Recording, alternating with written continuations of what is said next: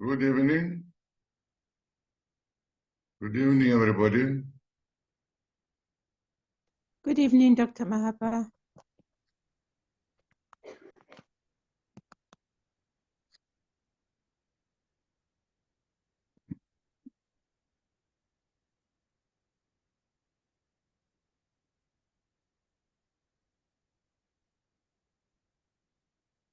I'm going to start afresh. My Zoom is giving me problems. Okay.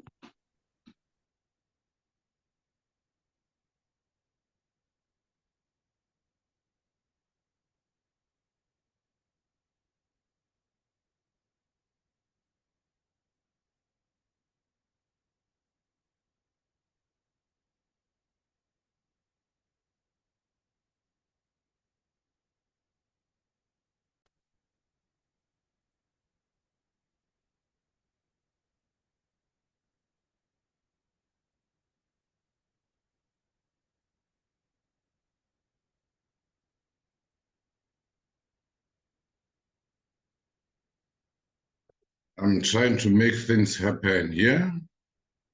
They will happen.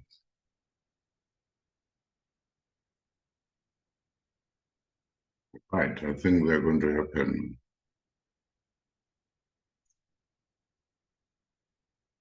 Can everybody see? Molly, can you see? I can see a picture. Molly? Yes, we can see. Yes. I can see a doctor. I can see a doctor. I can see a picture. Lucy, can you see? Yes. Can you hear me? Lucy, can you hear me? Yes, Dr. Mahapa, I can. Lucy, can you hear me? Unmute and see and talk. I have unmuted. I can see you.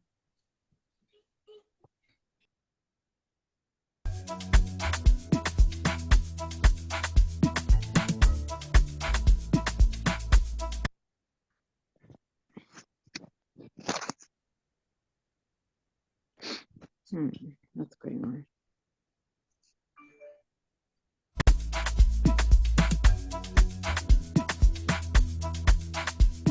Hey, Mr. Brown, you want to make some? Can everybody hear me? Yes. Yes, we can. Yes, we Yes, can. Doctor.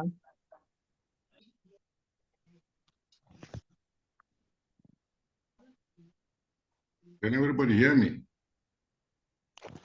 We can hear you, Dr. Mahapa. Yes, Doctor. Okay, so I'll be starting very soon. Just making my things happen here.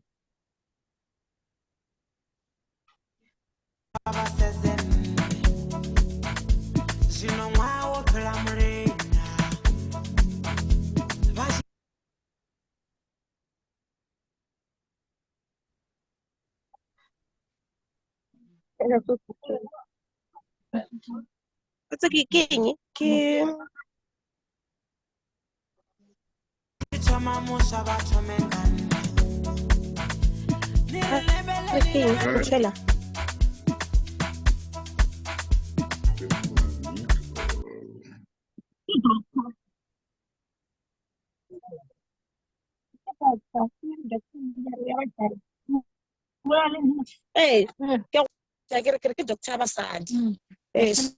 So basadi. Like ke doctor basadi balwetse ba basadi. Special after house no bana ngwana so. I'm in a meeting.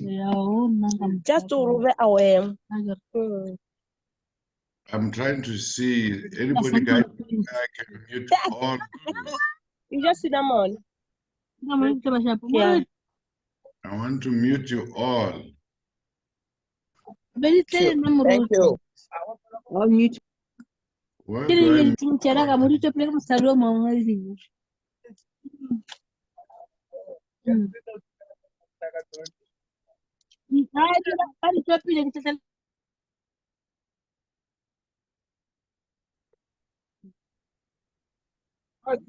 We need a friend.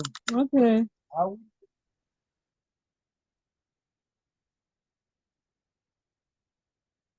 Right. Today's talk is about pelvic organ prolapse.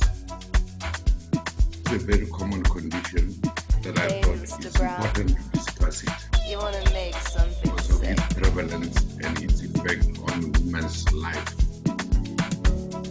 I want to greet you all who are here. So what is pelvic organ prolapse? Pelvic organ prolapse is a condition only found in women. By the way, as an introduction, my name is Dr. Mahapa. I'm situated here in Polokwane, where we see a lot of women, some of them with pelvic organ prolapse. And the prevalence is all over South Africa. It's not only in Limpopo. This is found all over South Africa, this pelvic organ prolapse. As an introduction, this is a very common condition that's found among paras women. When I say paras women, I mean women who have delivered vaginally. Majority of women, more than 50% of women who had their delivery vaginal will have some form of pelvic organ dysfunction or prolapse. But this condition is often kept secret. People don't talk about it because usually women don't talk about private things. They keep it to themselves. And more often is also that they find that when they discuss it among themselves, all of them have this form, either bladder is prolapsing, uterus is prolapsing, or rectum is prolapsing. They think it's a milestone. They think after giving birth, you must have your genitals somehow deformed. It's normal. The fact that it's common doesn't make it normal. So by definition, pelvic organ prolapse or genital prolapse is the descent of one or more of pelvic structures. Pelvic structure. Pelvic structures, I mean either the bladder, the urinary bladder, or the uterus, which is a womb, the vagina itself, or even the rectum, will prolapse from its normal anatomical position and prolapse towards or through the vaginal opening. You can feel it when you put your finger in the vagina. You can feel that something, is either the bladder, the uterus, or the rectum, is prolapsing through there. What causes it? The commonest cause of pelvic organ prolapse are conditions that causes increase in pressure in the abdomen, increase intra-abdominal pressure. What are the conditions that increase intra-abdominal pressure? There are several. Woman, sometimes you can find it in a woman who has got a congenital defect in a tissues or a ligaments. The pelvis responds to a normal intra-abdominal pressure by prolapsing. One of the conditions that causes increase, a severely high increase in intra-abdominal pressure, is pregnancy. During pregnancy, the pressure in the abdomen is chronically increased for 9 months. Thus, you find that pregnant women have got a defect in the pelvis that lead them to pelvic organ prolapse. The other thing is giving birth. When you during delivery, there's an increase in intra-abdominal pressure, so much that as you push the baby there, you increase the intra-abdominal pressure and extend that the damage is done on the muscles that keep the pelvic floor intact. Because during pregnancy, the ligaments are soft and the muscles are soft, which is a normal physiological process because this is in preparation for childbirth. The body must soften, the ligament must soften, the joints must soften. As they are soft, when the baby pulls there, it causes so much damage that after birth, they don't, during involution, they don't go back to normal position. It doesn't matter whether you say, I'm going to fasten my belt on the abdomen, I'm going to do some Kegel exercise. There will be some improvement, but not up to normality. That's one of the causes. The areas of damage usually is in the pelvis, in the waist, and then the pelvic bone, the muscles, the ligaments. That's where the area of damage. The uterus, the bladder, and the rectum are kept there by the ligaments One of the ligaments is called the cardinal ligament. One is called the uterosacral ligaments. They form a complex that keep the uterus and the bladder high up there. If there's lengthening or tearing of those ligaments, you're going to have pelvic organ prolapse. Muscles that line the pelvic floor are called levator ani. They themselves, during pushing, during coughing, during straining, if you're constipated, straining, we are lengthening those muscles, you are tearing them. If you tear them later in life, you're going to have pelvic organ prolapse. Usually it's found after menopause. Late, it's not uncommon to find it before menopause, but commonly is found in postmenopausal women. Like superficially, right superficially in the urogenital diaphragm, you'll find that there's a bulge there. The woman can realize that there's a bulge. Between the rectum and the vaginal, there's an area where muscles meet. It's called the perineal body. That perineal body, the commonest cause of damage of perineal body is what we call episiotomy. During delivery, they cut you episiotomy there.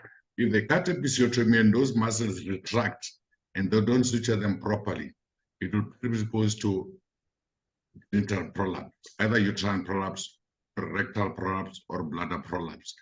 Sometimes the vaginal wall itself can come inside out. This is the anatomy of the pelvic bone. The pelvic giggle is like this. The pelvic giggle is like this. It's a framework. It's a scaffolding on which the muscles and ligaments attach. This pelvic giggle is lined by the muscles. These are the muscles that lines it. If you see, study there, we've got the rectum, the vagina in the middle, and the urethra. And these are the muscles that are called pubo-vaginalis, pubo-rectalis, and pubo-sacralis, with ischio-sacralis there. The muscles form a base, and all these organs lie on those muscles. If you see it from below, you can see these muscles, they line the pelvis. If you remove the skin, you see the rectum, you see the vagina, you see the urethra. All these muscles are the muscles that are going to be damaged by chronic increase in intra-abdominal pressure, with special reference to giving birth. During giving birth, there's so much damage on that muscles that most women present with some form of deformity in the pelvic organs. The incidence of this condition is difficult to determine because of different geographic area and the method of studies that were done. So we cannot tell you that in South Africa, the incidence is so much, in America is so much. More so that in South Africa, we don't record much of our incidences. Made worse by the fact that our women, they keep this thing to themselves. They keep it secret. The genital issues usually in most African women, they are secretive. They don't just talk about them very much. So you wouldn't know how prevalent, how common is this condition. But women of all ages may be affected. Although it's more common in the elderly after menopause, all ages can be affected. Most especially in the young age, you find in those women who are genetically prone to have it, women with genetic weakness in the muscles and the tendons, like condition called Marfan syndrome or Ehlers-Danlos syndrome. They've got those conditions that women have got weak ligaments. In the Women Health Start Initiative, they found that almost 40% of women between 50 and 79, you can see these women are in menopause, they had some degree of prolapse. So I can say that with confidence that more than 50% women in menopause in the developed population, they've got some form of degree of genital prolapse. Only few will notice that there's something wrong. Others will notice there's something wrong, but they'll think it's a milestone because another friend of the same age has got the same condition. And of this type of genital prolapse, 54% is the bladder that was prolapsed, this is to say, urinary bladder. 19% was the rectum, and about 14% was the prolapse of the uterus. And prolapse of the uterus is the more common one that brings people to the doctor because it's so evident, it disturbs them so much. The average, half of women who have delivered vaginally will have some pelvic support defects, which is caused by the death of a baby. Only about 10% will seek care for that. Why the other people seek care for that? Because they accept it as it is, or they are ashamed, they keep it to themselves, or they use other modality. I don't know why they don't come. But there's a myth that says that pelvic organ prolapse is common in whites than in Africans. It's not true. It's just as common in whites as in Africans. It's just that whites they come easily. They come for treatment more often than blacks. They don't keep it as much secret. It's like the condition called urinary incontinence, where a woman, when he coughs, when he sneezes, urine leaks out. They say it's common in whites than in blacks. It's not true. It's there in whites, in black as it is in the whites, but blacks, they keep the genital conditions very secretive. Like osteoporosis, they used to say it's more common in whites than in blacks. It's not. We now see that the lifestyle of a white woman is the same as the lifestyle of a black woman. So there's as much osteoporosis as in black and whites. Because you people, black people, when they've got conditions in the genitals, they shut up, they keep it secret and say don't talk about it. They don't even tell the partners and other things. One thing that has been observed, which now the modern woman should care of, is that if this condition was there all along, how were our forefathers treating it? The treatment of pelvic organ prolapse was neglect, which you cannot allow now. Neglect in which form? In the form that when a woman has delivered 4 or 5 children, and now she has got the bladder or the rectum or the uterus or the vagina prolapsing out, the man marries the second one. Polygamy was the treatment. But a modern woman doesn't need polygamy. He needs to be loved until 1890. So for that condition, he needs to be observe this condition and treat it appropriately so that it mustn't feel neglected. That's why we have got now a condition, a name called blessers.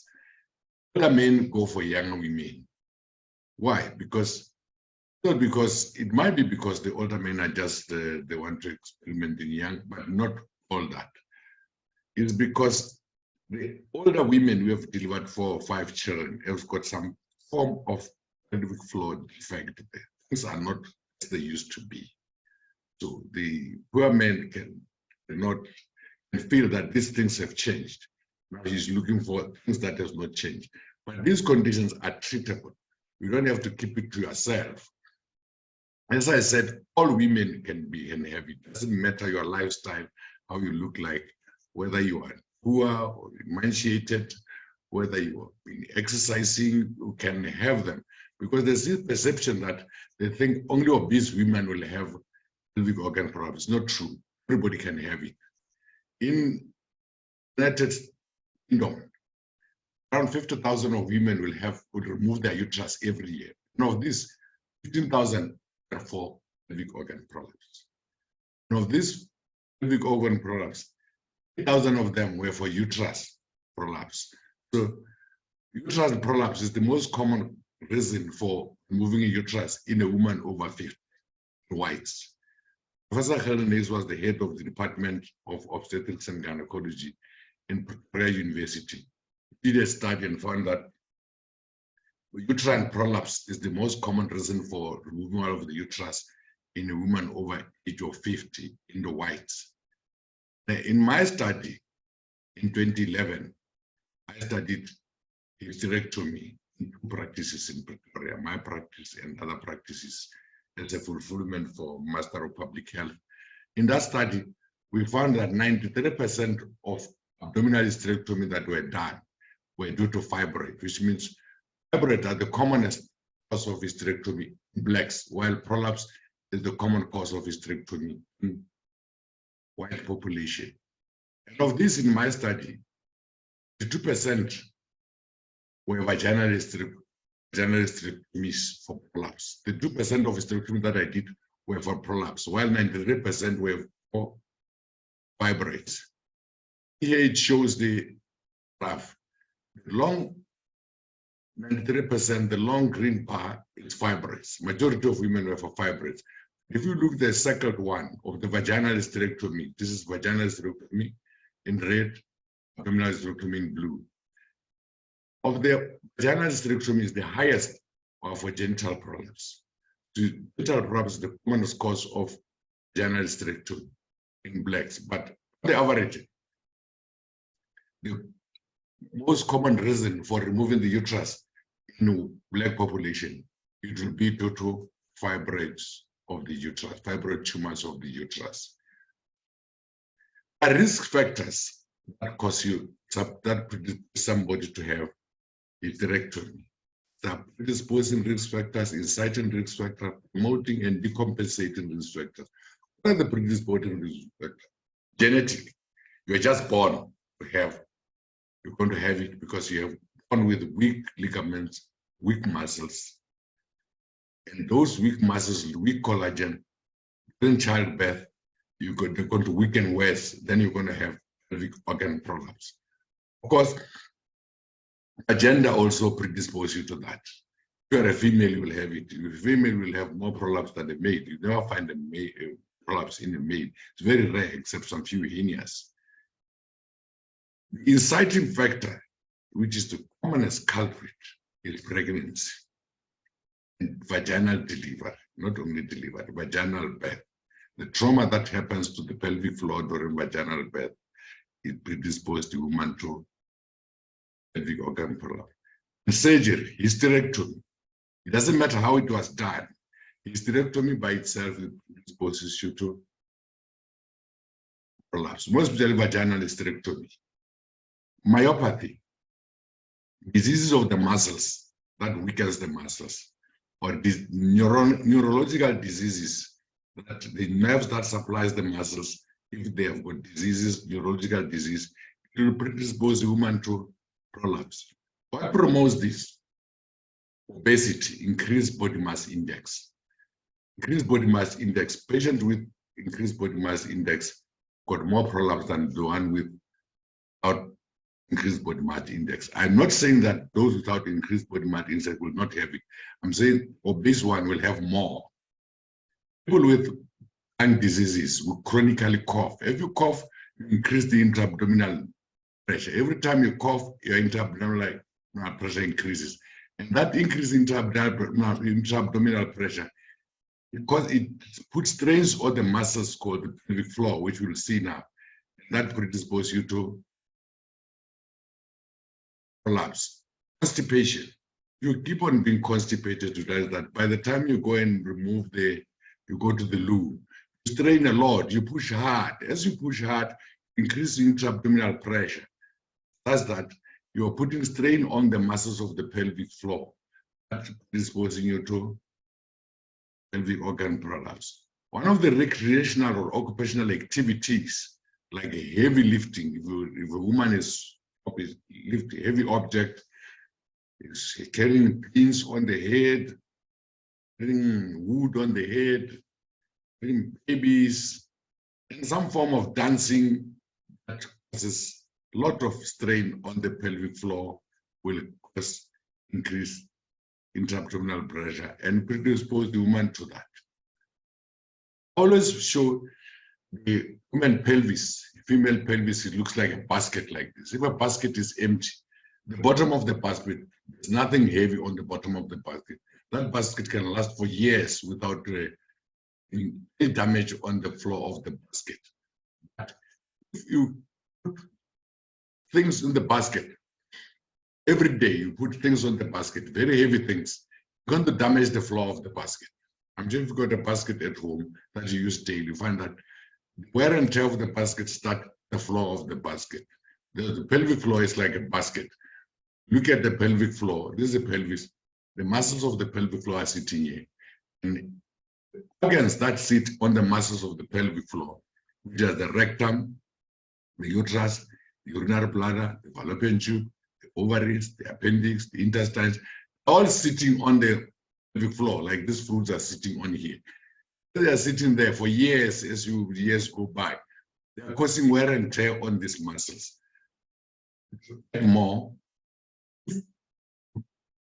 have delivery, we've got fibroids or other tumors that increase weight here.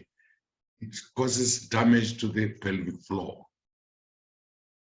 That's why a urogynecology, which is a female pelvic medicine reproductive reconstructive surgery. We look at this pelvis as a basin. Being a basin like that, with the muscles lining the base of the basin, with the organs that are sitting here,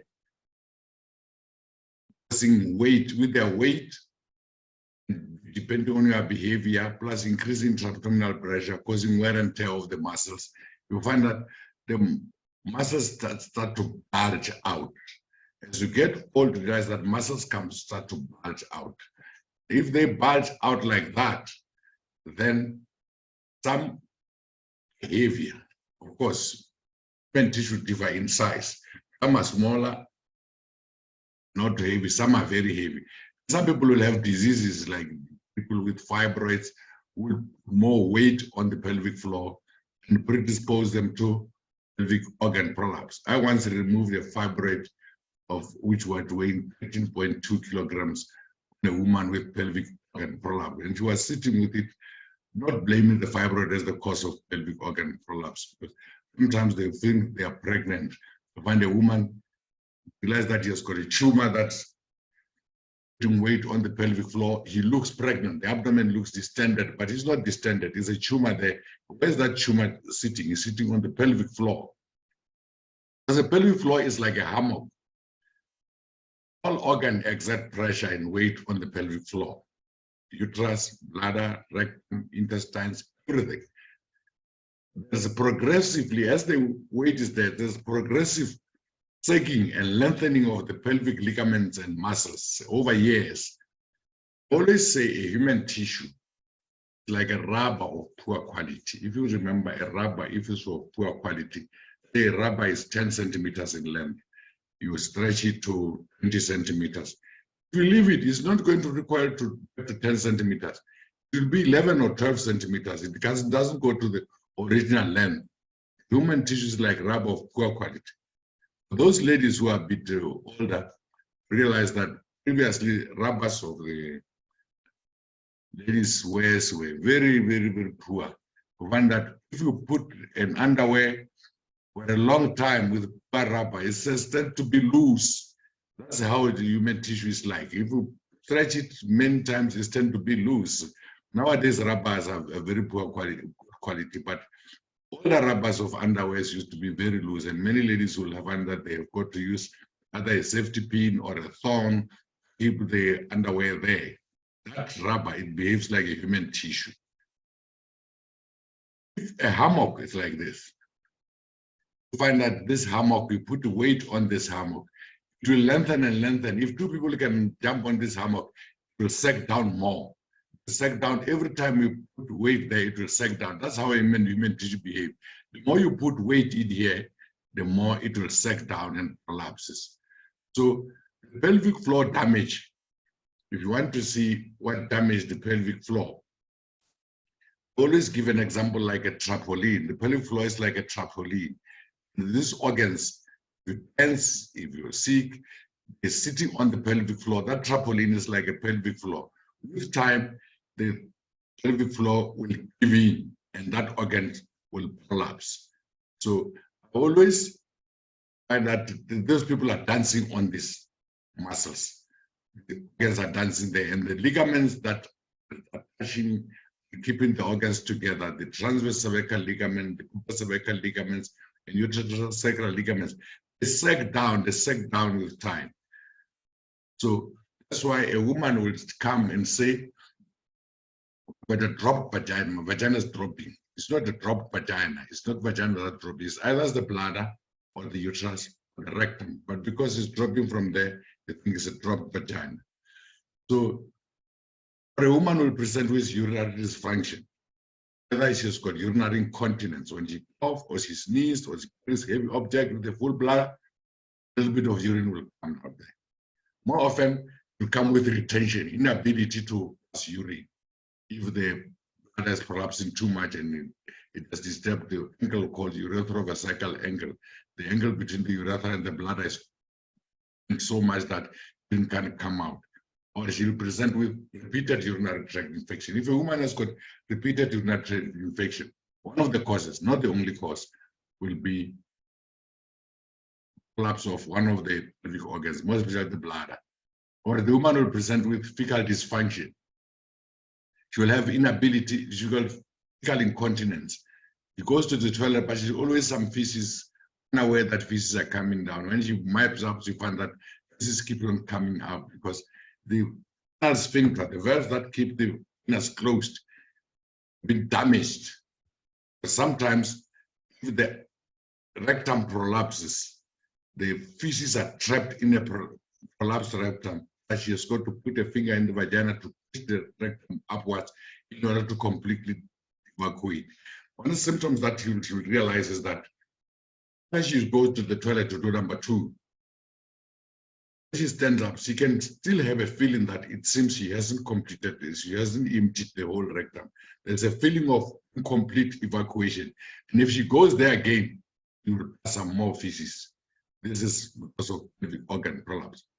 Some of the recreational activities for women when they're sitting there is the way they see a woman, all the organs sitting on the pelvic floor. Taking herself here, the uterus, bladder, rectum, what are they sitting on? They are sitting on the pelvic floor. They are sitting on the pelvic floor. With time, if she dances like that, the pelvic floor is going to be gives in. It's going to have other bladder prolapse, uterine prolapse, rectal prolapse. You can imagine what happens to the uterus if one does like bumping on the pelvic floor like that trampoline. If bumping is like that, it's one of the causes of damage.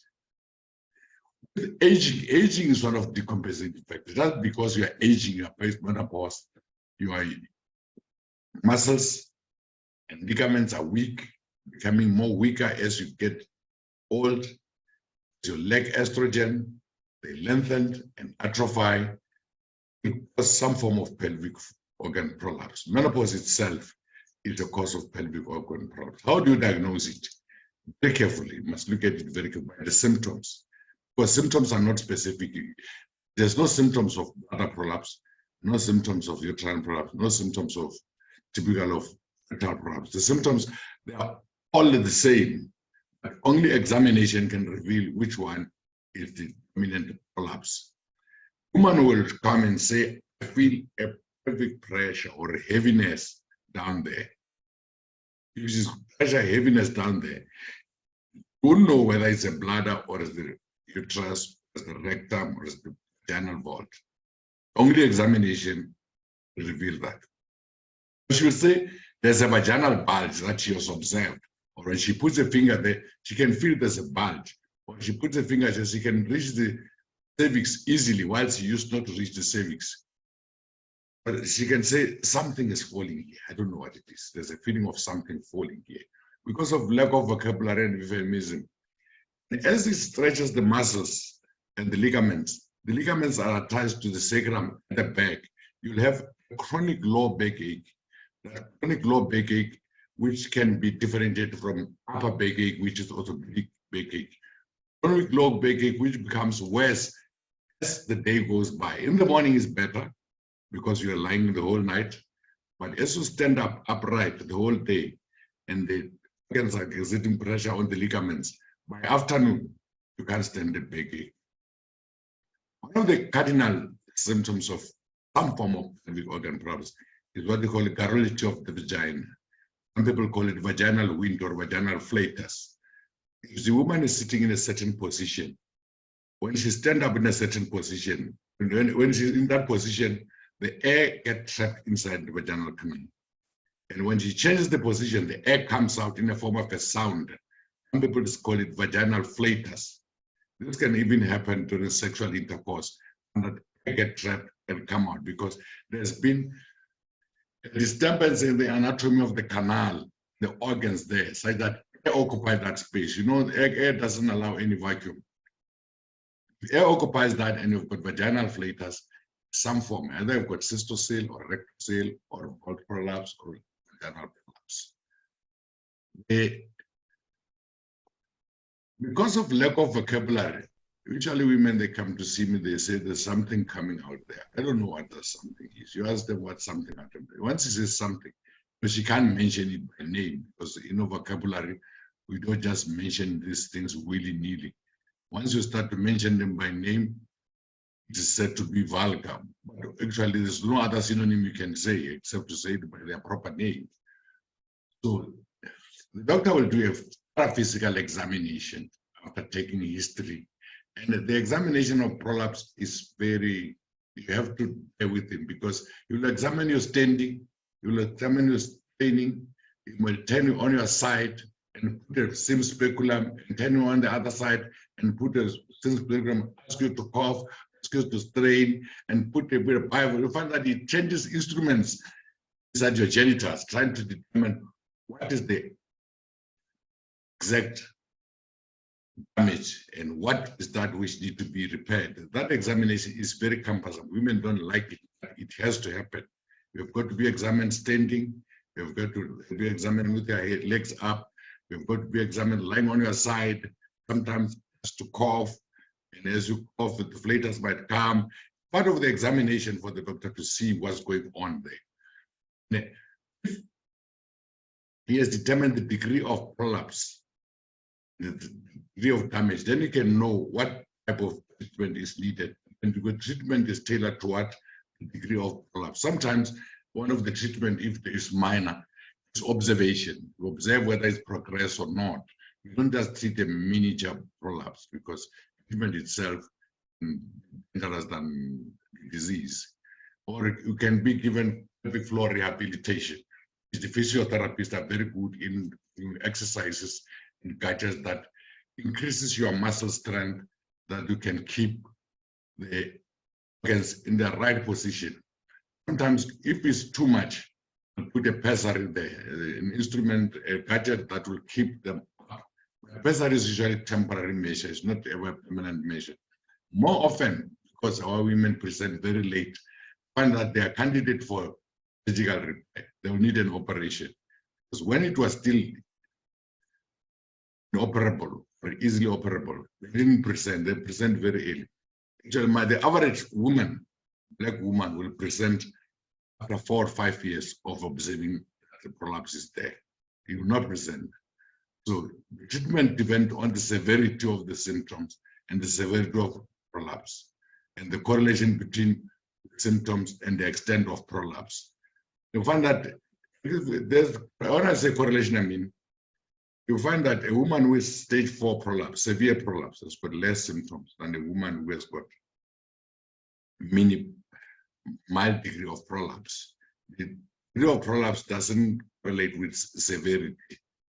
And then non-surgical method that does not operate, the first line of treatment if the patient presents early, because it decreases the frequency and severity of the symptoms and it avoids surgery, though it can sometimes delay surgery, and it prevents worsening of the prolapse. Non-surgical method like pelvic floor rehabilitation, they'll make you have some exercises with physiotherapists who teach you how to do it that strengthen the pelvic floor muscles. You several exercises once twice a day or once a day that makes your pelvic floor muscle stronger, so that the organs must not fall there. I want to tell you about the use of pessaries because women don't know it like pessary. I don't know why. They're not curative. They won't cure it, as I say, but they'll avoid surgery. They'll keep the organs in their place. They will be able to diagnose whether the pain that you feel is a gynecological pain or is an orthopedic pain, because sometimes the patient presents with headache, backache. When you present with backache, you think it's gynecological, while she has got orthopedic type of pain in the spine. The difference between gynecological pain and orthopedic pain can be found by insertion of a pessary. If a pessary relieves the pain was gynecological. If it doesn't relieve the pain, then you know that the pain is orthopedic surgeon. Then you need an orthopedic surgeon to treat it. The pessary, because it keeps the uterus and the blood and the rectum up, it improves the circulation in the organs before the surgery, because you need good blood circulation the wound to heal. So if a woman is going to go for surgery, she must be able, it must be in a position that it can heal very easily.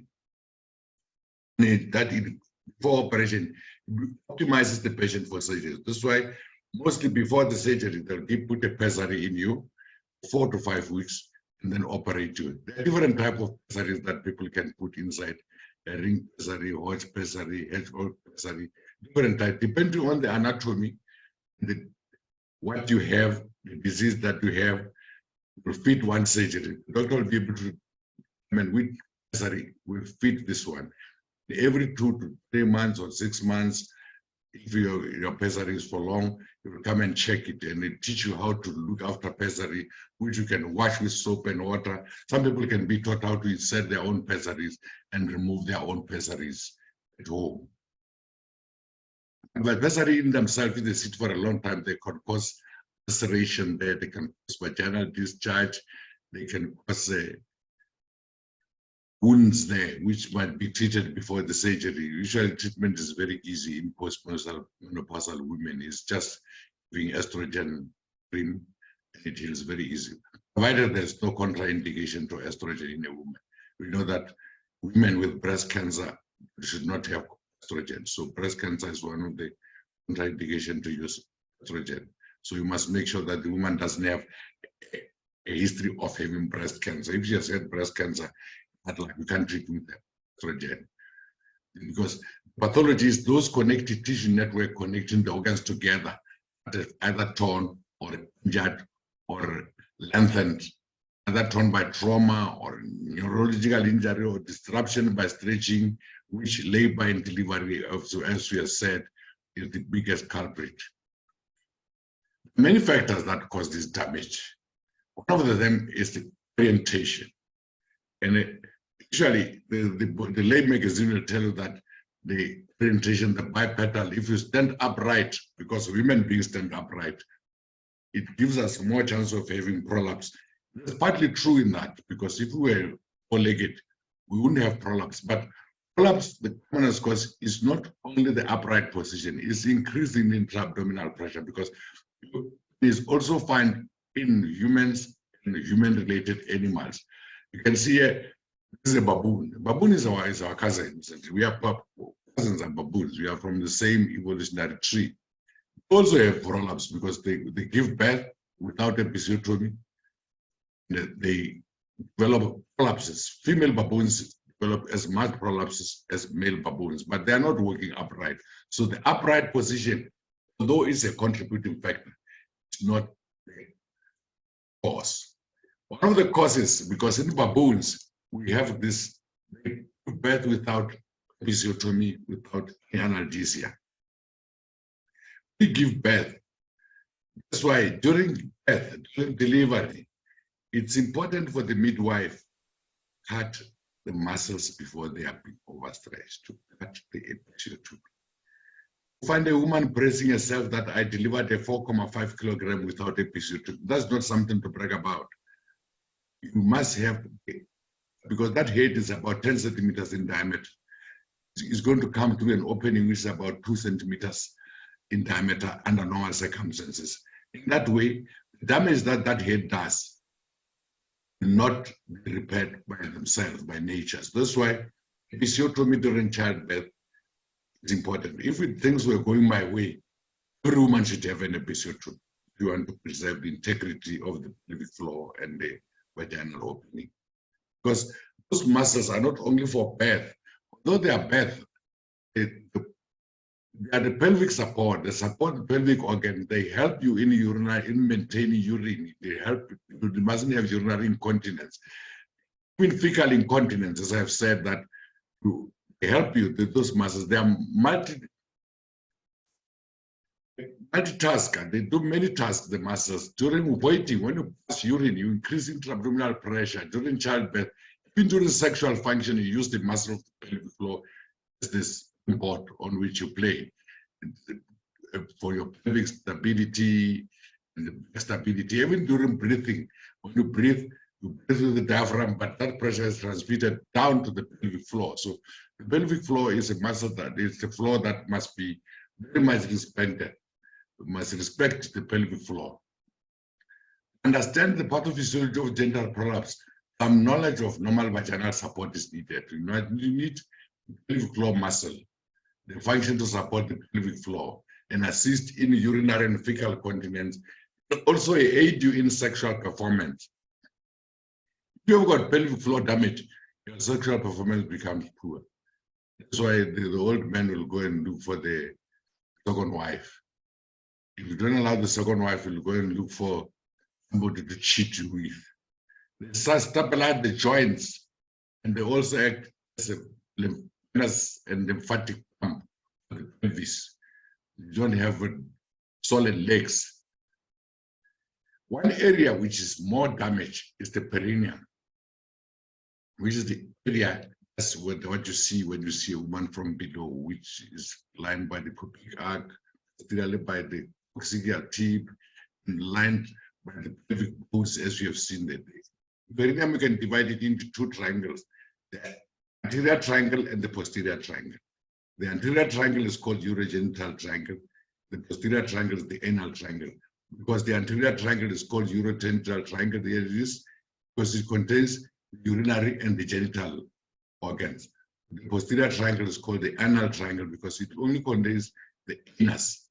Those are the muscles that must be preserved. And then these muscles are in layers. A superficial muscle layer, and the pelvic diaphragm. Superficially, you've got this muscle which are cavernosus. Cavernosus, another name, they call it vaginal sphincters. And the muscles that are just below the labia majora. The superficial transverse perineal muscles together with the external anal sphincter form that area which is called perineal body, which when they cut episiotomy, they are trying to release pressure from the perineal body. Up, if you go to the vagina, you find urogenital diaphragm, which has got a muscle called compressor urethrae. Compressor urethrae, the muscle that keeps, it helps the urethral sphincter to keep urine inside. If you damage compressor urethrae, you're likely to have urinary incontinence. When you cough, the urine is going to come out. Together with deep transverse perineal muscle, they help to keep the continent of urine. They are all supplied by the same nerve, pudendal nerve, which is called the sexual nerve. And the pelvic diaphragm is those muscles that I've shown you that are damaged by organs that are sitting on it, which form the pelvic floor. They are called levator, and there are four muscles. There's pubococcygeus, pubvaginalis, puborectalis, and iliococcygeus muscles. There are four muscles forming a hammock there.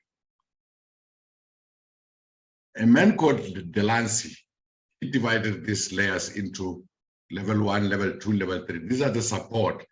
Upper support, the uterus, which is uterosacral ligament complex. The middle support, which is a fascia that attaches the vagina to the lateral pelvic wall. And the lower support, which is the urogenital diaphragm, perineal muscles that I talked about, external anal sphincters. They are all support. If we look at them here, upper support the pelvis. Middle support the vagina in the middle. The lower support are those muscles that form the perineal body, external anal sphincter, the transverse perineal muscles, bulbous spongiosus, which I said is the muscle that just below the labia majora. The POP-Q system is for doctors who have joined us here. It's a system that you can use to evaluate the extent and stage the prolapse.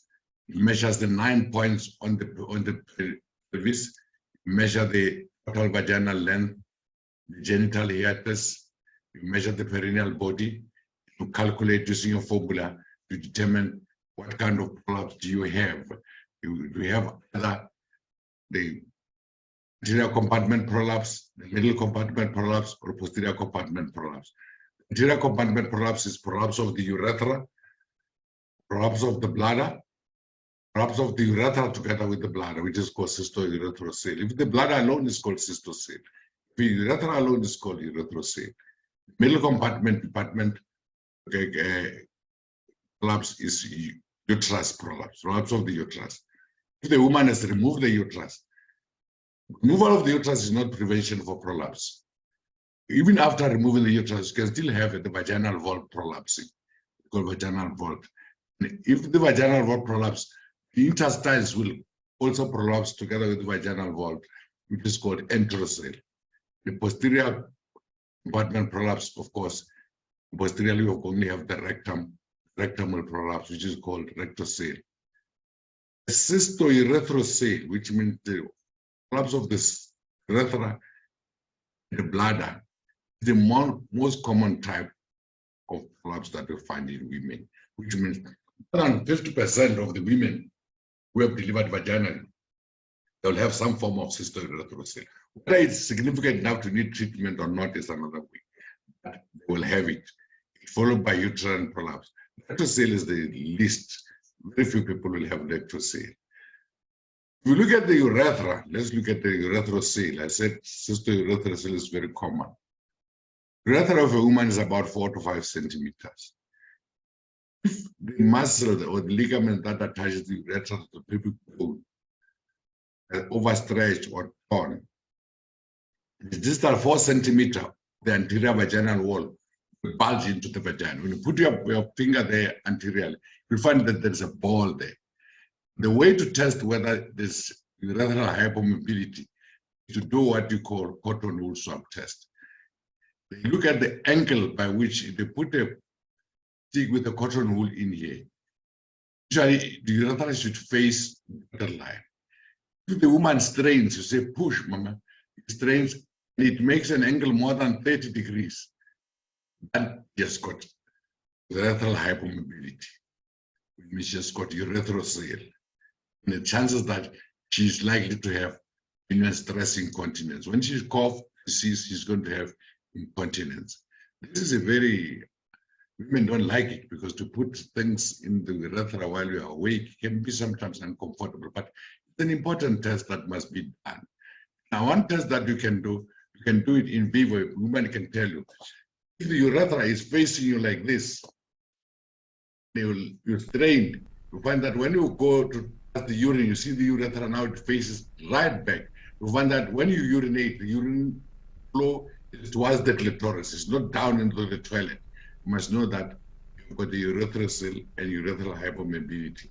This is that you will develop urinary incontinence. You must hear me well. I'm not saying this is the only cause of urinary incontinence, because we have had women without urethral hypermobility, which when you ask them to cough, they've got incontinence.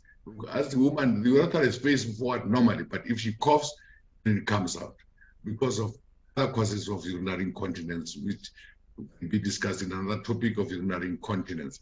But the organ prolapse is one of the precipitating causes of urinary incontinence. And I said cystourethroceal are the commonest. Main support of the urethra and the bladder is the vesical cervical fascia. Is that fascia that supports the urethra and the bladder. Essentially, there is an opening or a hernia in the anterior vaginal wall due to weakness or defect in this fascia. What causes this weakness and defect? It might be age, but childbirth also. This midline weakness allowed the bladder to descend, to come down, causing a cystocele, sometimes tearing this fascia during childbirth. The tear from the lateral pelvic wall, from where they are attached, is called castantinious fascia. It attaches from the lateral or displacement of the bladder, is causing a cystocele. The pubocervical fascia, that fascia that is the bladder, the big bone, sometimes it gets torn or it just gets weakened by age and the bladder falls down. And the symptoms is that one with big pressure and bulge of mass in the vagina. Because when you put your finger there, you'll find a mass in the vagina. It can be first degree, very little, when the anterior vaginal wall is visible at the introitus from the urethra to the pharynx. It's in other general, if a woman is sitting, is lying on her back and with the legs up, you shouldn't see anything. If you see any pink thing, you must know that probably there's a urethroceal or a cystocele.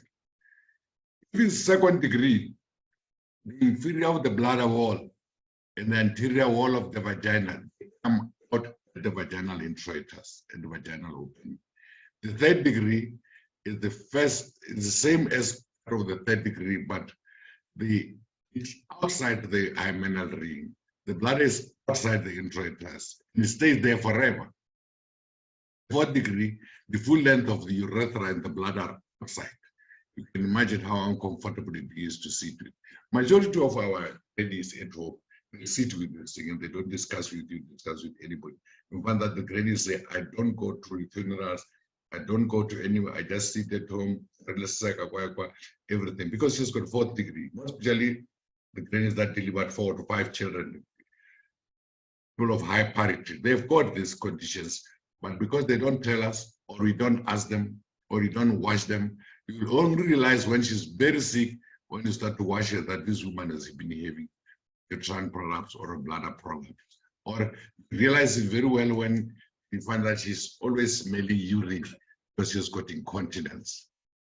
Because the damage is on this fascia that keeps bladder, the urethra.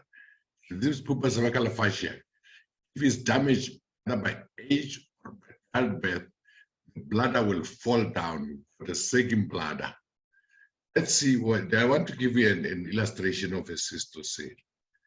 If you look at the bladder is, the relationship of the bladder and the uterus is above the bladder.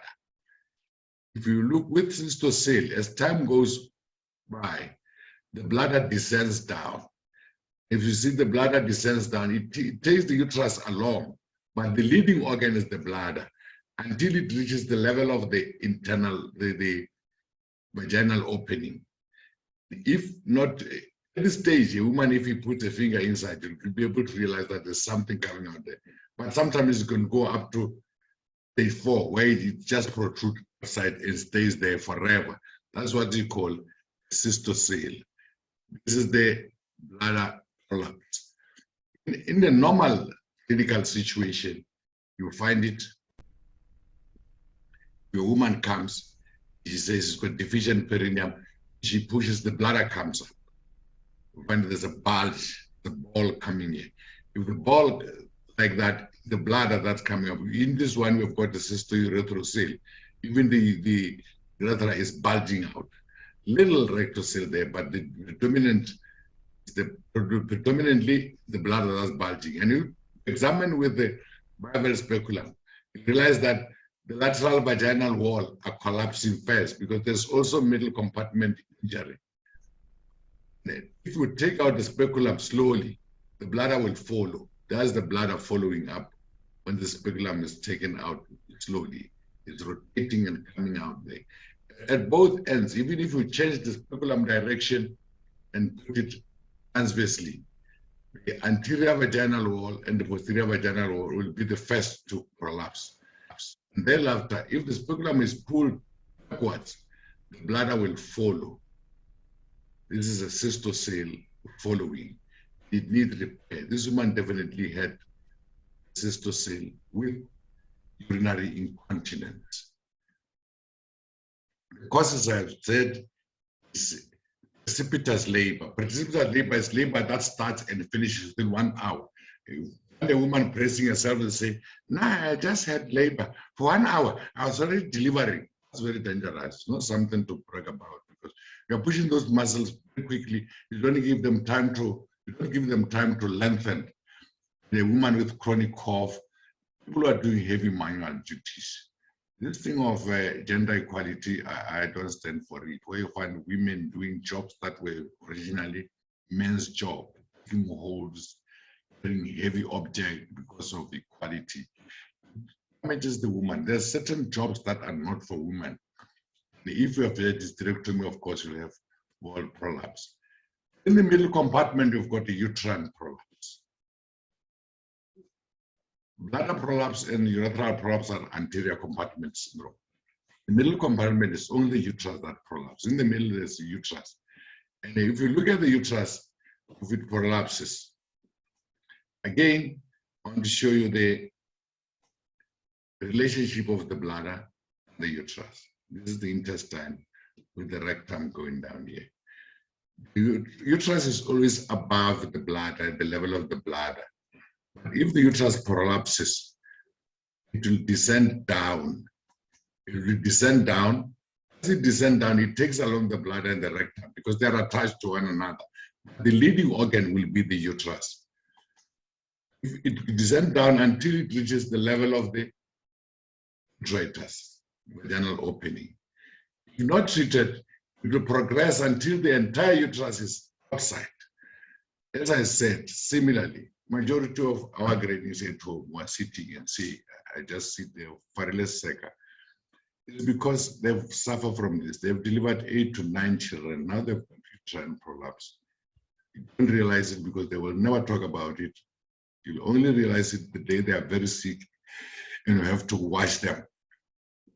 Then you can realize that the uterus is prolapsing or there's something there which you don't know what it is.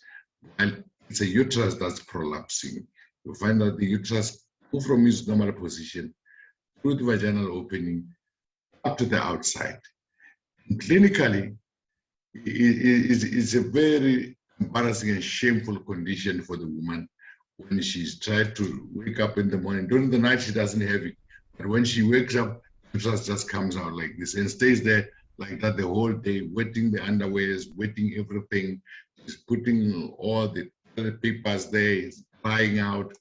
Something that, if it does happen, a woman should just consult his urogynecologist. Easily treated. We stage it in this way. Stage 1, when the uterus is halfway to the hymen. Stage 2, it descends up to the hymen. Stage 3, halfway past the hymen. Stage 3, maximum descent. Let me show the staging like this.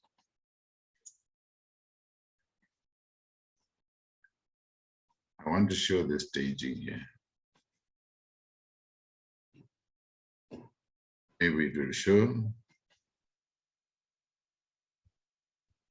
Stage 1, halfway to the hymen. Stage 2. This is stage 2, up to the hymen. Stage 3, halfway outside the hymen. Stage 4, complete prolapse. That's how you can look how stage is. And the more the stage, the worse treatment. Vault prolapse is also a middle compartment problem. I want to stress this because people tend to think that if you have removed your uterus, you won't have prolapse. You still have prolapse with removal of the uterus. People who have done hysterectomy, the vaginal wall can come out like a pocket, take a pocket out. Most especially people who are doing heavy manual work, obesity, it's not related to the type of hysterectomy that we have done. The woman who has had that, if she keeps on doing heavy manual work, she will have the vaginal wall coming inside out, prolapsing like it's a ball like that. What's coming there is a vaginal wall that's coming out. There's no uterus here. It's only vaginal wall that's coming out, which the treatment is different from uterine prolapse, but it's also treatable because if you leave it for a long time, it's going to cause ulcers. It's going to dry out and cause ulcers. They're called cubitus ulcers, which are very smelly and difficult to treat. Shouldn't be left for a long time. The posterior compartment is the blood, the rectum.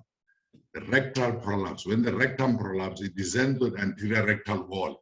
The posterior rectal wall, there's no way it can prolapse. Only the anterior rectal wall descends into the vaginal canal. It's common in women who have delivered vaginally, most especially those who have sustained first, second, and third degree vaginal tear. They've got deficient perineum. A mother who delivers at home deliveries is the commonest cause of second, third degree tear, which are not born. So the perineal body is disrupted. They've got deficient perineum.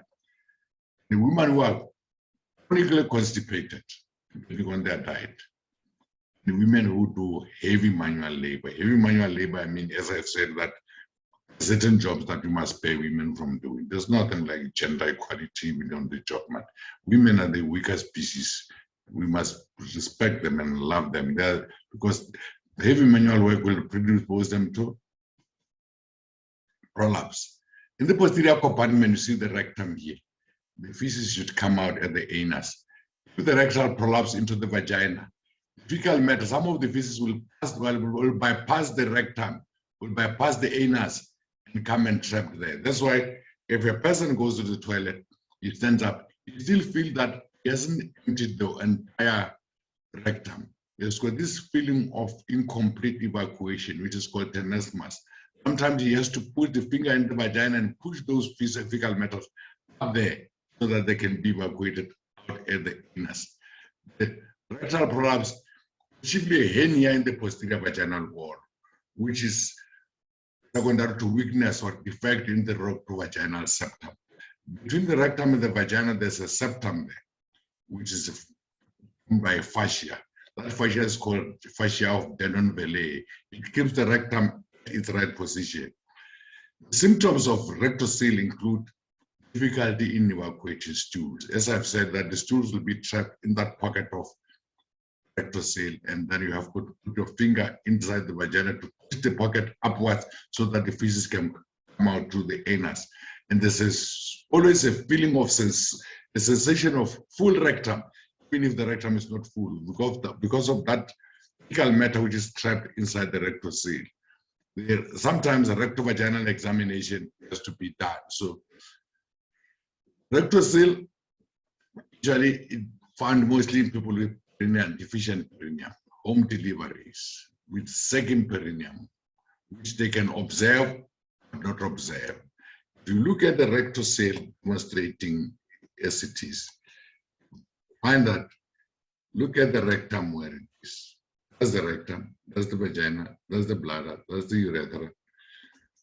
The rectum will be one that descends forward, goes towards the vagina, anterior rectal wall descends forward, and it comes out through the vagina.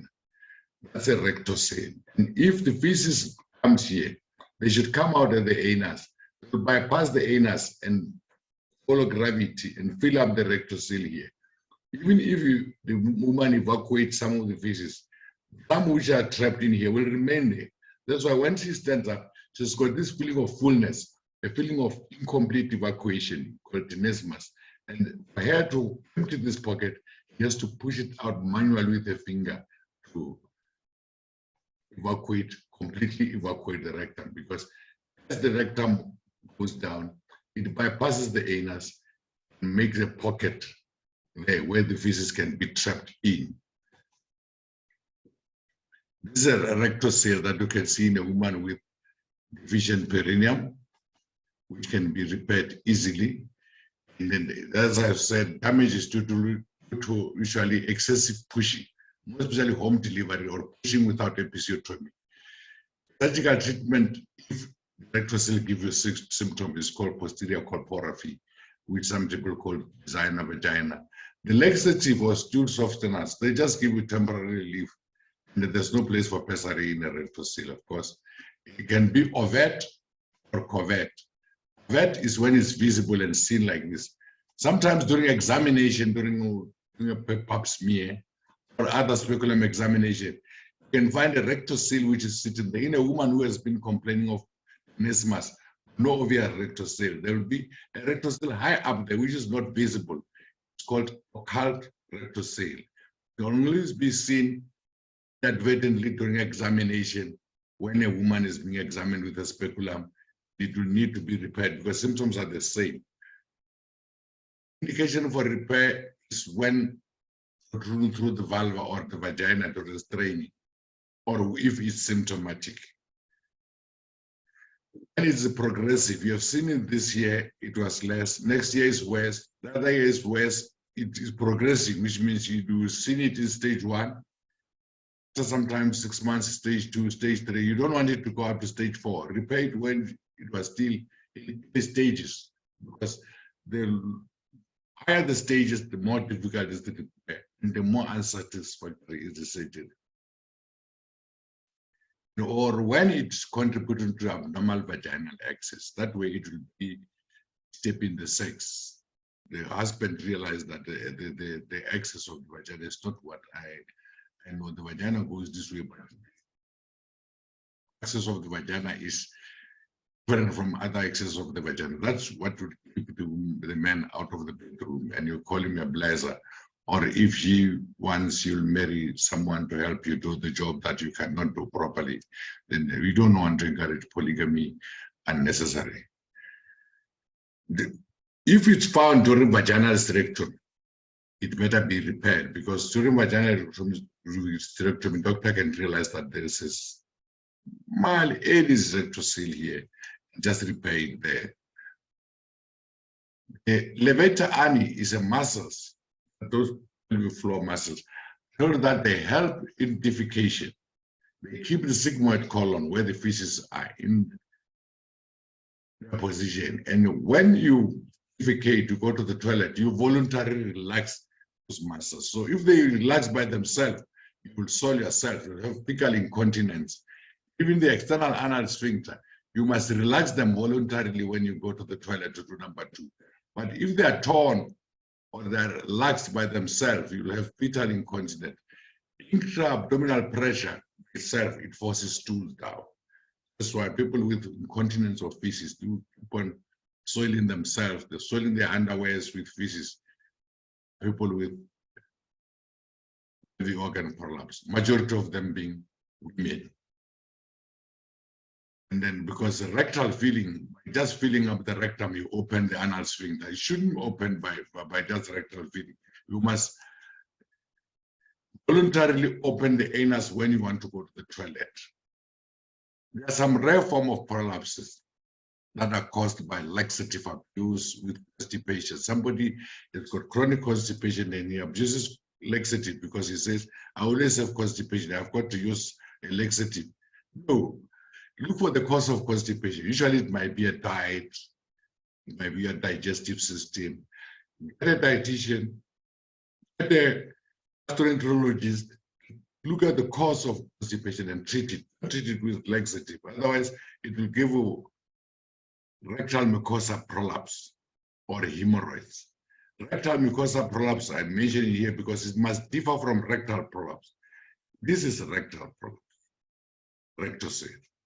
Rectal mucosal prolapse differ from rectocele in that rectal mucosal prolapse is thick.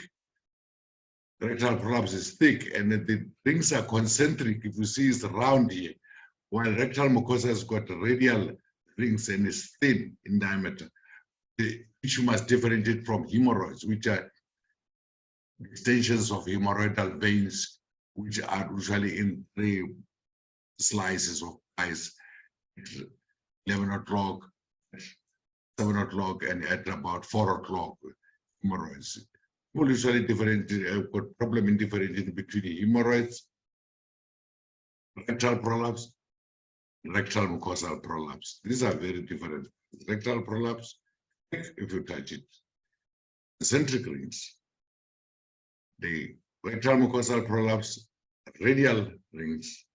In hemorrhoids, you can see that it is like you buy a pie with 3 slices. And the approach for both is observation before rehabilitation, which is done mostly by physiotherapists. These are used for surgery. As I've said that in conclusion, most of our women come very late, and surgery is the only treatment that we can give them because they don't come at early stage. And when you do surgery, the best choice of surgery must be the first one. If you choose the first surgical method to be the wrong one, you're not going to correct it again. So which means the surgery must be best choice must be the best choice. So that's why examination is must be so thorough such that when you choose the mode of surgery that you must do, because there are different types of surgeries that you can do on this one. Depending on the symptoms, the correlation of the patient, the surgery must be done by somebody very experienced in doing this. The aim of the surgery is to remove or improve the prolapse symptoms. Symptoms associated with lower urinary and gastrointestinal tract, like fecal incontinence, retention. In some women, this is an attempt to restore the vaginal anatomy and maintain and improve sexual function.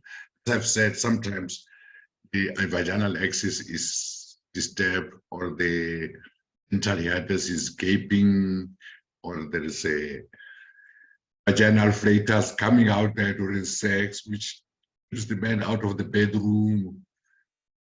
The aim is also to correct all the symptoms that might affect the woman's life, both socially and otherwise. Obliterative approach, which is called colpolysis, is appropriate for very old women who are not sexually active, when the sexual desire is so low, 80, 90, you just obliterate the entire vagina, and with colpolysis. The surgery is called colpolysis. If a woman has had hysterectomy before and she developed prolapse, which is called vulvar prolapse, you either do anterior repair, which is called paravaginal repair the cystocele. If she presents only with a rectocele, you can do anterior repair to repair the rectocele or enterocele. But if it's evolved, vagina is inside out, or she also has, let me say, if she has got lax introitus, enlarged vaginal entry, because the penile body is deficient, the partner will always say, I'm too loose now, the partner is loose. Do perineuraphy. Many people say it's vaginal tightening. It's a form of vaginal tightening, but perineuraphy, it also corrects the anatomical aberration that might have been caused by vaginal birth, or poorly sutured episiotomy, or septic episiotomy, or home delivery.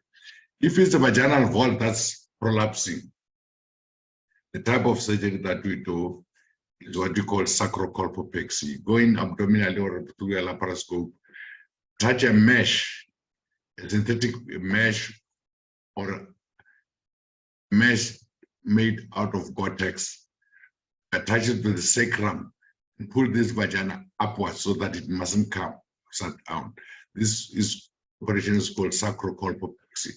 But if vaginal hysterectomy, a surgeon doesn't want to do it abdominally, can do another operation called sacrospinous fixation, which he goes vaginally and supports this vagina and attach it to the sacrospinous ligament. The only problem with this one is that it deviates the vagina to one side. The vagina will be deviated to either left or the right, which is not a big problem. Because if you do, initially they used to do sacrospinous fixation bilaterally in order to keep the vagina in the center. If you do that, the chances are that you're going to have fecal problem. It's going to constrict the anus and the rectum, and the woman is going to have a pressure there. You might have to go in and release it. So the best one is unilateral sacrospinous fixation. And only this one can be done a woman who is not going to give birth, and I advise the woman that she must stop doing heavy manual work. There are some prolapses which are happen just congenitally, like congenital prolapse from a patient who has got a muscle disease or neurological disease. Nulliparous woman who has never done any delivered vaginally, his job is heavy manual work, will have that. And if a patient is under anesthesia and you put the uterus might go up to the vaginal introitus. That's not a pathological prolapse, because anesthesia relaxes everything. So it's a pseudo prolapse. You cannot diagnose prolapse if the patient is under anesthesia. Sometimes the cervix, due to edema at the levator blade or it can just lengthen by itself. A woman who's got a long cervix with the uterus is in normal position and can be confused to be a prolapse. I always find people referring patients to me, they say it's vaginal prolapse. When they go in, you find it's only the cervix that's protruding. It's the lengthening of the cervix, which can be done either by Manchester operation or cervical amputation. Very easy to treat. If there's one segment, like cervical ligament is damaged, you will have a retrocele or rotational cystocele. As I've said, that between the rectum and the vagina, there's a fascia of non-velae. If it's transected that fascia, you'll have a rectocele. In conclusion, although the pelvic floor dysfunction should be simple, it's a complex process which might develop due to multiple factors. Improved medical care increases the life expectancy and increases the incidence of POP. Women live longer these days, so the chances, because of improved medical support, the chances of having pelvic organ prolapse are high because women live longer. They live up to 80, 90 and still sexually active. It is financial burden to the healthcare and disrupt the quality of life of a woman. But this thing that like a mesh is not a very cheap thing. And I've said, if things were going my way, all women should deliver by cesarean section. You'll say, why does he say so? My reason is very simple. If you have two functions, because there's only two functions, according to the textbook of anatomy, written by Jacobi and Smout, that textbook, they say the function is the only place where I found the functions of the vagina. They say there are two functions of the vagina.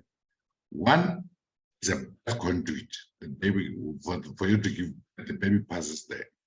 Two, they say the function of the vagina is to ensure an erect penis. So having these two functions, I gauge how many function is done more.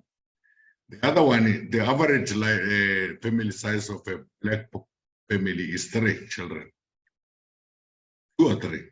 Even those who are 3, you must know that they were looking for another gender because they have got 2 of the same gender. Now they got 3 because they're hoping to get the 3rd gender. 2 is the average. But the first function, which is a birth conduit, is going to do it twice or thrice in a lifetime. The other function is going to do many times, for a long time. Which function should be preserved? That's why I say the second function is the one that should be preserved. You cannot use the function that's going to be done only 3 times in the lifetime of a woman. Destroy the capability of the other vagina in doing the other function forever. So that's why I say, if it was all by me,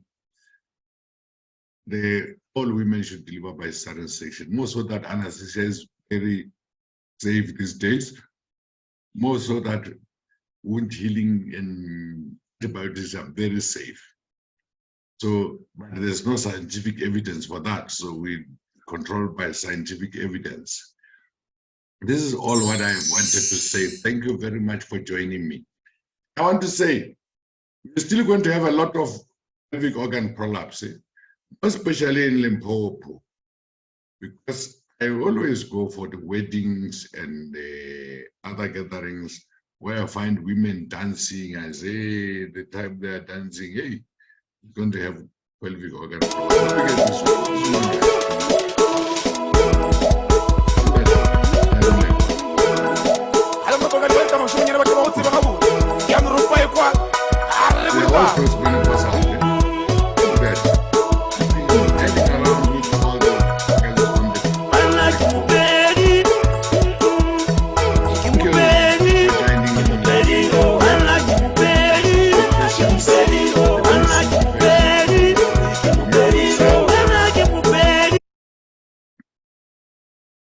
Let me see if I can allow you to unmute yourself.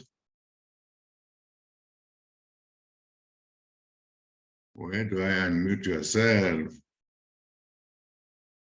I want to see where I must unmute yourself. Or raise your hand. If you want to say something, raise your hand. You go to reaction. Raise your hand. I'll see you here.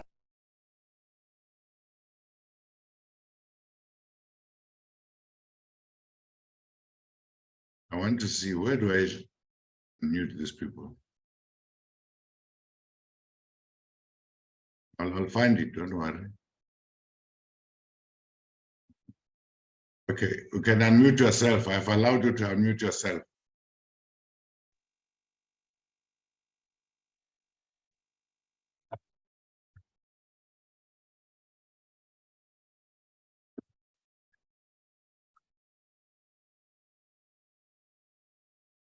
Okay, Samsung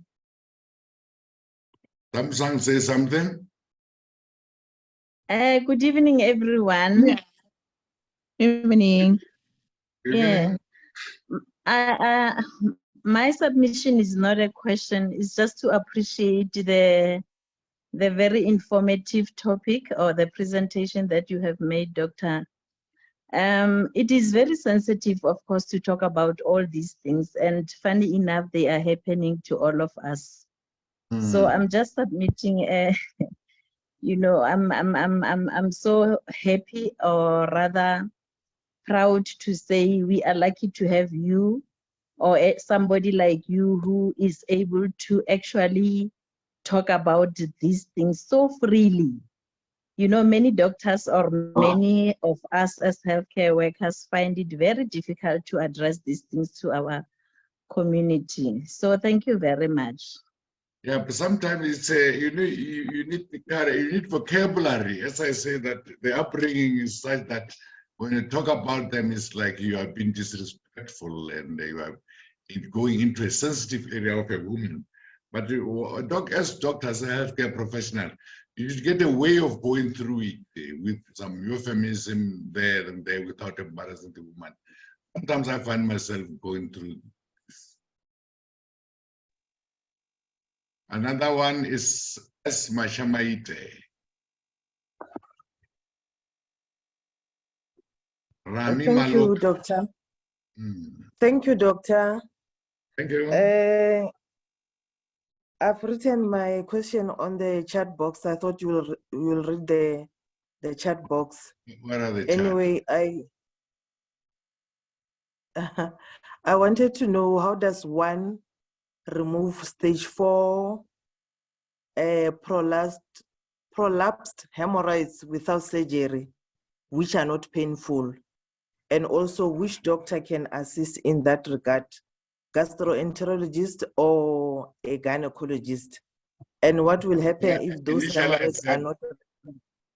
Okay, thank you. I said that you must differentiate between rectal prolapse, rectal mucosa prolapse, and hemorrhoids. Because hemorrhoids is veins that protrudes there. It's like varicose veins. And it's treated by the general surgeon, colorectal surgeons, not the gastroenterologist. The general surgeon. It's not the gynecological area. It's only rectal prolapse because it prolapses into the vagina.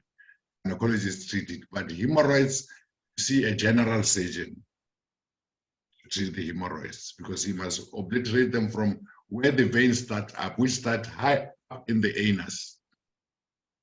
Am I clear? Okay, and I also want to know what will happen if those are not removed. And yeah. And can it be removed without surgery? The complications of hemorrhoids are simple. It's either they will bleed. Sometimes you'll try to wipe yourself, you find that you're bleeding. Or they'll thrombose. Those blood in there, because they're not circulating, they'll form a thrombosis. And thrombosed hemorrhoids are terribly painful. If they are thrombosed, the blood forms a thrombus inside the hemorrhoid. It becomes very painful. That way you are forced. Go to the doctor. Okay. No, thanks very much. Is it possible for you to share the presentation, Doctor? I'm trying to record it.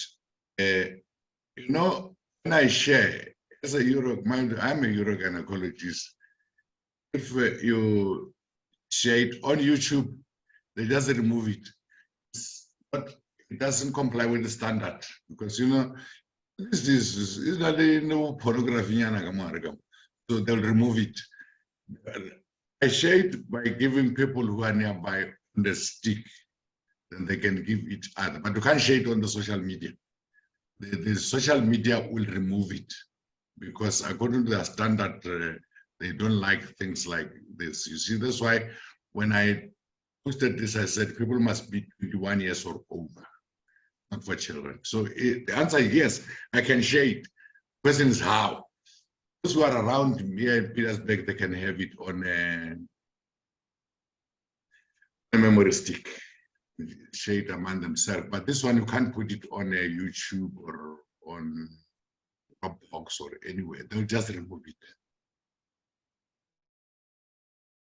But if you got, I think you've got my number there.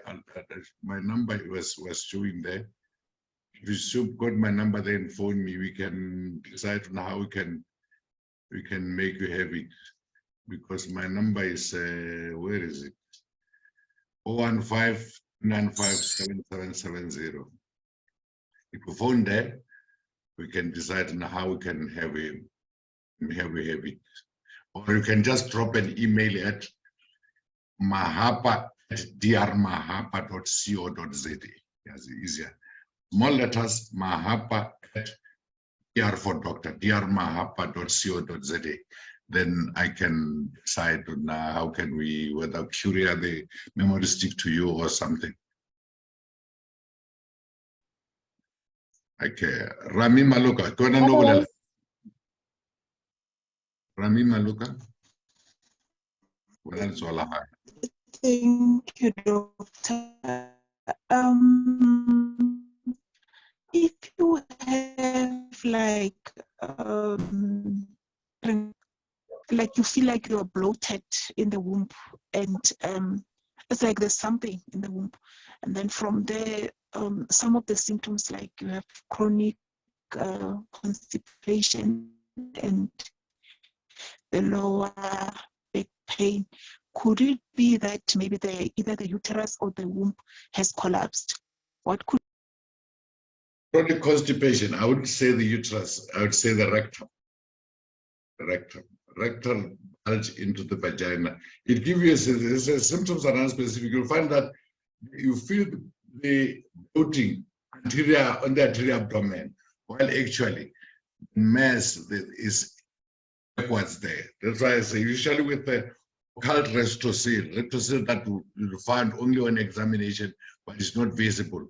It presents with a feeling of repeated bloating, even if you use laxative. That's why I discourage the use of laxative, because people tend to relieve that by laxative. Laxative because it empties the rectum completely, even those pieces that were trapped inside the rectocele, because they are fluid, they can flow out. You think it's relieving while it's worsening the situation. It might be, the answer might be a sign of a rectocele, not uterine prolapse or bladder prolapse. Thank you, Doctor. That was Ramine. Who else has got hands? I don't know. My thing doesn't see you all here. How can I see you all? Okay, Doc. Can we request another presentation at a different time with a different target group?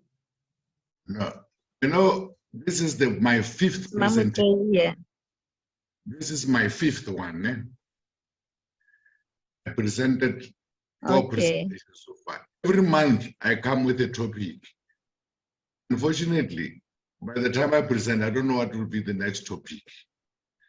But if you are in my invite list, you'll get the next topic.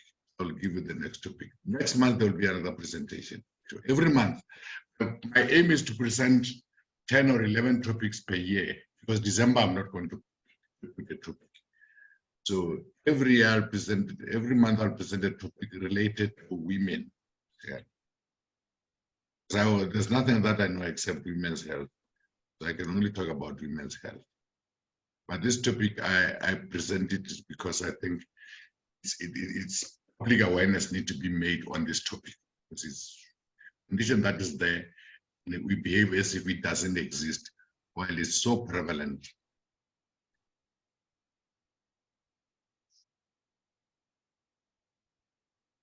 Good evening, Dr. Mahapa. Thank you very much. Okay, the next topic I'll inform you. Sure, you'll find it either on the Facebook or those who are my patients. I'll send them. Thank you.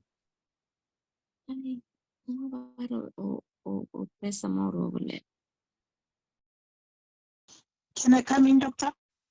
Yeah, come in. Yeah. have you planned anything for Women's Month just to empower us beside the Women's the Month is 7th? August, eh? You know, August. Yes, next month. Every August, I feel like I must go overseas. Every month, every August, I feel like, because all these women in Petersburg, they make their own thing, the churches, they make their own Women's Month. They invite me. I'm already having talks for 3 women groups. So August is my busiest month. I think August I must present, choose a nice topic. It will be all women. A semi-sensitive topic like this one, only for women. If men go inside, they must feel ashamed and move out. You made me think about that. I think August I'll present something. Or at the moment, as I'm talking, I've got 3 invitations to talks on August, which is not a problem because I've been giving talks all along. I just take one of my old talks and modify it and give it. It's not a problem. Yes, the answer is yes. August will have something. Have something. Thank you, ladies and gentlemen. It was a good attendance. How many were you initially? I saw 50 something. That was a good attendance. Thank you. Yeah, we were 51, Doctor. 51, 52. Yeah, so that was good. That was good. Yeah, 51, 52. Okay, thank you very much. I'm ending.